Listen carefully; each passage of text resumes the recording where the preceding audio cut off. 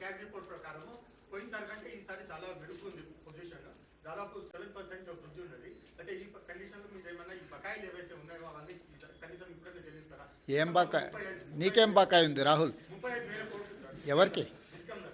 డిస్కంలకు చేద్దాం. 35,000 కోట్లు. నేను ముందే చెప్పిన ఆదాయం పెంచుతాం, పేదలకు పంచుతామని. వారు చెయ్యంది మేం చేసింది సన్నబియ్యం 200 యూనిట్లు ఉచితం, 21,000 కోట్ల రూపాయల రైతు రుణమాఫీ, 9,000 కోట్ల రూపాయలు 9 రోజుల్లో రైతు భరోసా, 22,500 కోట్ల రూపాయలు 4,50,000 ఇందిరమ్మ ఇండ్లు.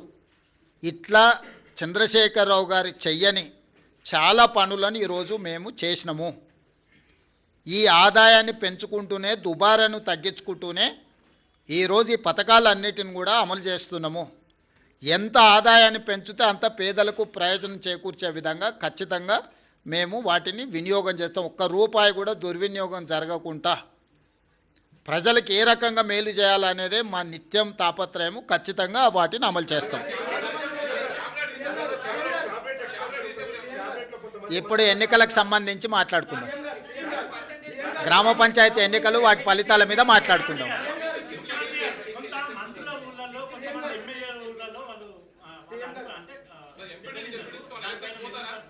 ఇప్పుడు గజ్వెల్ల కేసీఆరే దెబ్బతిని ఓడిపోయి అక్కడ ఉన్నాడు. ప్రధాన ప్రతిపక్ష నాయకుడే ఓటమి చెందిండు. మెజారిటీ సీట్లు కాంగ్రెస్కి వచ్చినాయి. గ్రామాల ఎన్నికలు గ్రామ పరిస్థితులను బట్టి జరుగుతాయి. శాసనసభ్యుడినో మంత్రినో ముఖ్యమంత్రినో పట్టి జరగవు. ఓవరాల్గా ఫీల్ గుడ్ ఫ్యాక్టర్ ఉంటుంది. గ్రామంలో ఉండే నేపథ్యాన్ని, సామాజిక వర్గాల సమతుల్యతను దృష్టిలో పెట్టుకొని ఎన్నికలు జరుగుతాయి. ఎట్లా జరిగినా ఫలితాలు అనేది ఇక్కడ కళ్ళకు కట్టినట్టుగా కనిపిస్తున్నాయి. 94 నియోజకవర్గాలలో 87 శాసనసభ నియోజకవర్గాలలో కాంగ్రెస్ పార్టీకి మెజారిటీ వచ్చింది. ఈ లిస్ట్ అంతా మీకు ఇస్తాము. ఏ నియోజకవర్గంలో ఎన్ని గెలిచిండ్రో స్పష్టంగా మీకు లిస్ట్ ఇస్తాము. మీరు కావాలంటే నిజ నిర్ధారణ కమిటీ వేసుకొని ఆయా నియోజకవర్గాలలో మీరు పర్యటించండి. ఇన్ని 12,702 గ్రామ పంచాయతీల ఎన్నికలు జరిగినప్పుడు 1, 2, 3 అటో ఇటో ఫలితాలు వస్తాయి. ఆ ఫలితాలు అనేది భవిష్యత్తులో మన కార్యాచరణను సవరించుకోవడానికి ఉపయోగించుకుంటాం తప్ప దానికి మించి వేరే రకంగా దీని మీద చర్చించుకోవాల్సిన అవసరం లేదు.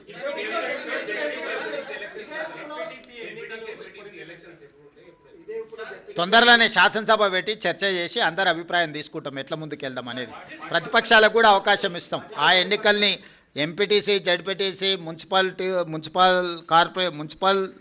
ఎన్నికలు, మున్సిపల్ కార్పొరేషన్ ఎన్నికలు వీటన్నిటికీ సంబంధించి కూడా తొందరలోనే శాసనసభ సమావేశాలు ఏర్పాటు చేసి ప్రతిపక్షాలను కూడా అడుగుతాం ఏ విధంగా ముందుకు వెళ్దాము, 42% బీసీ రిజర్వేషన్లు ఏ విధంగా సాధించుకుందాము, భవిష్యత్ కార్యాచరణ ఎట్లుంటే బాగుంటుందో ప్రజాస్వామికబద్ధంగా చర్చ చేసి అసెంబ్లీలో ఆ తర్వాత ఎన్నికలపై ఒక నిర్ణయానికి వస్తాం.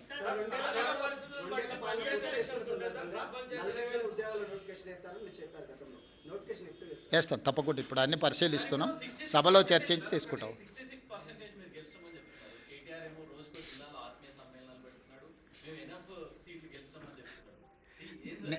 అందుకే ప్రభాకర్ క్లియర్గా నేను పర్సంటేజ్తో సహా గ్రామ పంచాయతీలతో సహా ఈరోజు 94 శాసనసభ నియోజకవర్గాలలో ప్రతి నియోజకవర్గంలో ఏ పార్టీ ఎన్ని గెలిచిందో నేను అధికారికంగా ఒక నోటు విడుదల చేస్తున్నా.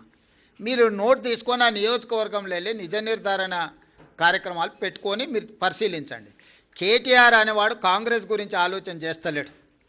హరీష్ అనేవాడు వెనకాల తవ్వుతున్నాడు. కేటీఆర్ నాయకత్వంలో ఏ ఎన్నికలు జరిగిపోయినా ఓడిపోయిండు కాబట్టి నాయకత్వాన్ని మార్చాలని హరీష్ వెనకాల నుంచి ఏదైతే ప్రయత్నం చేస్తుండో ఆ విషయాన్ని ఏమంటారు డైల్యూట్ చేయడానికి పర్యటనలు పెట్టుకుంటున్నాడు తప్ప ఇది ప్రజలకు కానీ ప్రభుత్వానికి కానీ సంబంధం లేదు. ఇప్పుడు కేటీఆర్ వర్కింగ్ ప్రెసిడెంట్ అయినప్పటి నుంచి జరిగిన ఏ ఎన్నికలు గెలవలే కదా. జనరల్లో అసెంబ్లీ కావచ్చు, జనరల్లో జరిగిన లోక్సభ కావచ్చు, తర్వాత జరిగిన ఉప ఎన్నికలు కావచ్చు, తర్వాత జరిగిన గ్రామ పంచాయతీ ఎన్నికలు కావచ్చు. ఈరోజు హరీష్ వర్గం ఆల్రెడీ సోషల్ మీడియాలో మిగతా మీడియాలలో మొదలుపెట్టింది కదా. కేటీఆర్ ఉంటే ఇంకా పార్టీ మిగలదు కాబట్టి కేటీఆర్ను తప్పించండి, హరీష్కు నాయకత్వాన్ని అప్పచెప్పండి అని ఒక స్లోగన్ తీసుకొని బయలుదేరిండు.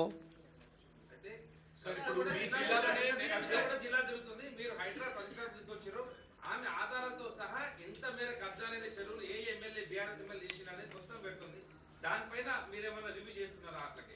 అన్నిటి మీద చేస్తాం. ఇప్పుడు నువ్వు చెప్పింది రివ్యూ చేస్తాం, వాళ్ళు చెప్పింది రివ్యూ చేస్తాం. రీసెంట్గా కేఏ పాల్ గారు కూడా కొన్ని అంశాలు లేవనెత్తిండు, వాటిని కూడా రివ్యూ చేస్తున్నాం. నీ అమాయకత్వం అది. మీరు లేనిది ఊహించుకొని కాయించుకొని గత 10 ఏళ్లలో జరిగినవి తీసుకొని ఇప్పుడు జరుగుతున్న వాటిని తీసుకొని ఎన్ని గురుకులాలు ఉన్నాయి, ఎక్కడేం జరిగింది అనేది లెక్క లేకుండా, బాధ్యత లేకుండా ప్రశ్నలు అడగకండి. అట్లాంటి పరిస్థితి రాదు. ఎక్కడైనా ఏదైనా జరిగితే తక్షణమే చర్యలు తీసుకుంటున్నాం. ధన్యవాదాలు. Global summit